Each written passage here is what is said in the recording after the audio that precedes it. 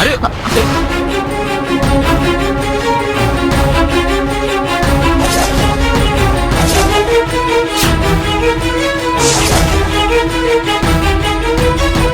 కీర్తి, పద ఇంటికి వెళ్దాం.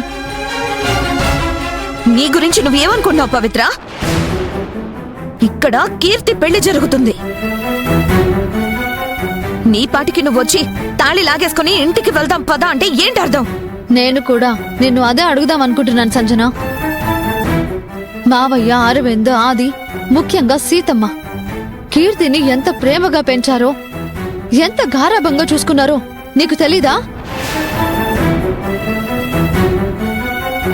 వాళ్ళెవరికీ తెలియకుండా కీర్తి వీళ్ళ మాయలో పడి పెళ్లి చేసుకోవడానికి రెడీ అయితే వద్దు, అది తప్పు అని చెప్పి తనని ఆపాల్సిన నువ్వే సపోర్ట్ చేసి ఇక్కడికి తీసుకొచ్చి దగ్గరుండి పెళ్లి జరిపిస్తున్నావంటే దానికేంటి అర్థం?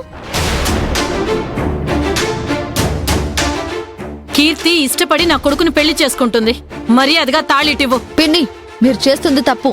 కీర్తి చిన్నపిల్ల, తననేదో ప్రలోభానికి గురిచేసి ఈ పెళ్లి చేస్తున్నారు.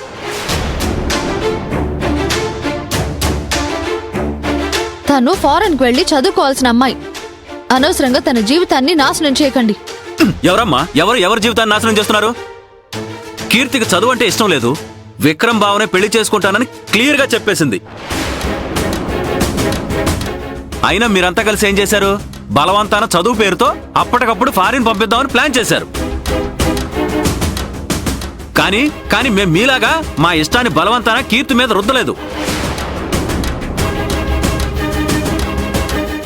తనకిష్టమైన పెళ్లిని చేస్తున్నాం. మేనమామగా కీర్తి మీద నాకు ఆ హక్కు ఉంది. హక్కంటే ఏంటి బాబాయ్? కన్నవాళ్లు, పెంచిన వాళ్ళు బాధపడతారన్న ఆలోచన కూడా లేకుండా మీ స్వార్థం కోసం ఇలా ఒక ఆడపిల్ల పెళ్లిని సీక్రెట్ గా చేయడమా?